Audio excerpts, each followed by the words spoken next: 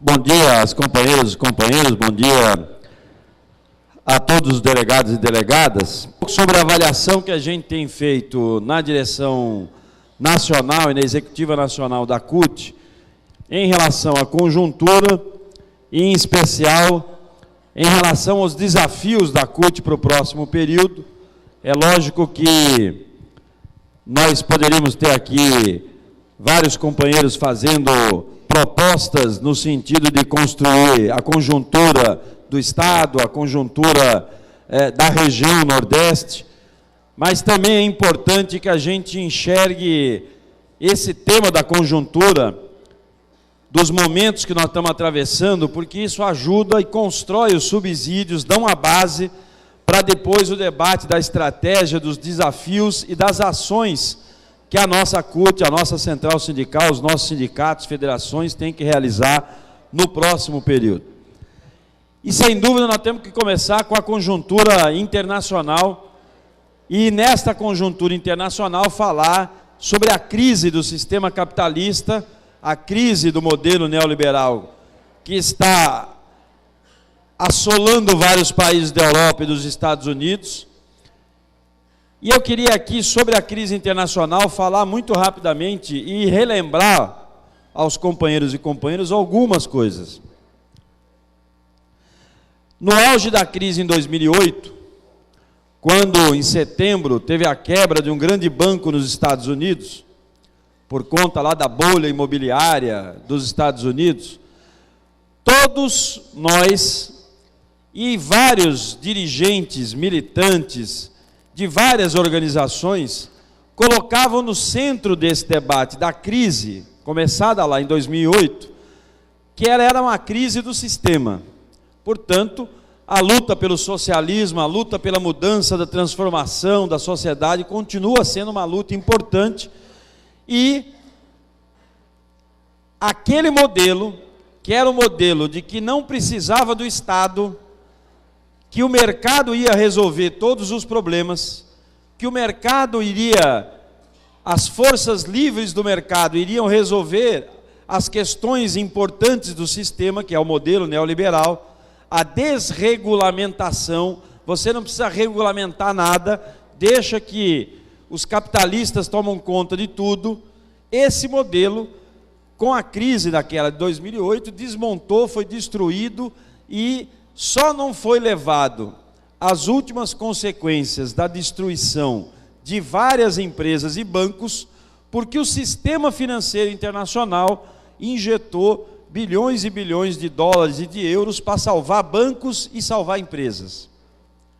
E nós hoje assistimos, 4 anos depois daquele auge da crise em 2008, algumas televisões, rádios, analistas nos jornais falarem que o motivo da crise são os altos gastos que os governos tiveram na Grécia, na Itália. Todo mundo aqui que já ligou a Rede Globo, que já assistiu em algum momento, já ouviu ou já leu alguém falar que o problema da crise é o estado de bem-estar social da Grécia, da Itália, da Espanha, dos países da Europa. Ou seja, as políticas públicas e políticas sociais gastaram muito dinheiro, endividaram os estados, e esses estados ficaram com dívida. Portanto, agora nós temos que reduzir os direitos, reduzir o estado de bem-estar social, reduzir o papel do Estado. Nós temos uma visão, e temos dito isso em todos os locais, de que as propostas que estão sendo feitas pelo FMI, pelo Banco Mundial, pelo sistema financeiro internacional, para enfrentar a crise, vão somente aprofundar a crise. O segundo elemento importante da crise internacional é a ameaça à democracia. Nós chegamos a ter, em pelo menos 2 países, na Itália e na Grécia, os governos são retirados e se coloca no lugar os donos dos bancos e do sistema financeiro para administrar o país. Foi assim na Itália, foi assim na Grécia. Com muita mobilização dos trabalhadores contra, a Grécia está indo para a 12ª greve geral, a Itália fez a semana retrasada uma greve geral, a Espanha também tem feito muita mobilização, muita greve, mas com muita dificuldade, já que você está tendo, na verdade, uma tentativa de não ouvir o povo e só ouvir o parlamento para aprovar medidas que, na verdade, são medidas absolutamente desastrosas para a classe trabalhadora. Por que isso é importante em relação a nós aqui no Brasil e em especial na América Latina? Porque, diferentemente do que está acontecendo nos Estados Unidos, na Europa, em vários países, nós temos aqui na América Latina experiências muito positivas, experiências de vários governos democrático-populares, cada um com a sua especificidade, cada um com a sua realidade, cada um com a sua maioria parlamentar ou maioria de votos conquistada na eleição, mas que tem feito mudanças profundas e mudanças importantes nesses países. Nós estamos falando aqui de Brasil, Argentina, Uruguai, Paraguai, Colômbia, Venezuela, Peru, Bolívia, quer dizer. Ou seja, são várias experiências importantes que vêm mostrando que é possível construir um outro modelo. A região nordeste do Brasil é a região que mais cresce.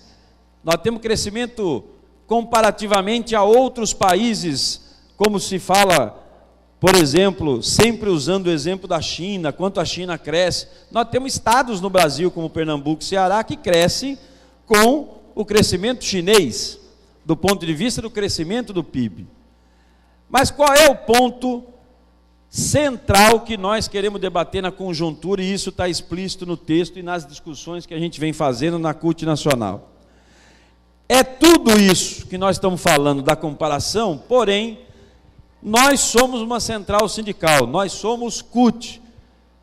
Nós temos independência e autonomia em relação aos partidos e ao governo.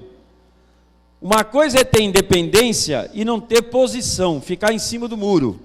A outra coisa é ter independência, ter autonomia e ter posição. Como nós temos independência e autonomia, mas nós temos lado nessa disputa política, que é o lado da classe trabalhadora. O que é que está em jogo na disputa sindical hoje no Brasil, que eu queria aqui aprofundar com os companheiros? A primeira questão. É verdade, nós geramos milhões de empregos nos últimos 9 anos. O que nós queremos discutir é qual é a qualidade dos empregos que estão sendo gerados. Nós vamos gerar emprego e continuar gerando emprego no Brasil.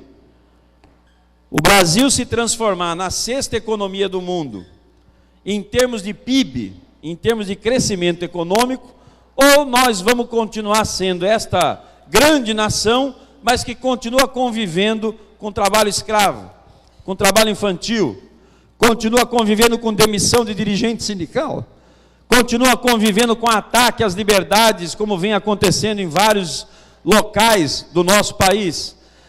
O segundo é que quando a gente fala da agenda do trabalho decente, eu quero aqui aproveitar e parabenizar a direção executiva da CUT Estadual do Ceará, que teve um papel importante na organização, na sistematização e na intervenção da Conferência Estadual da CUT Ceará, porque a agenda dos trabalhadores e das trabalhadoras é, sim, a agenda do trabalho decente, na medida em que nós queremos discutir todos os itens que estão colocados na agenda do trabalho decente.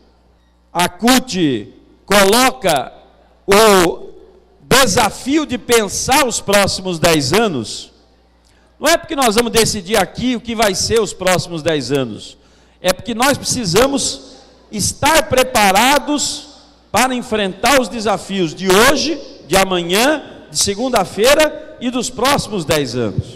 E nisso nós temos um acúmulo muito importante que foi feito no último período, que é a jornada pelo desenvolvimento, que é a luta por não basta apenas crescer,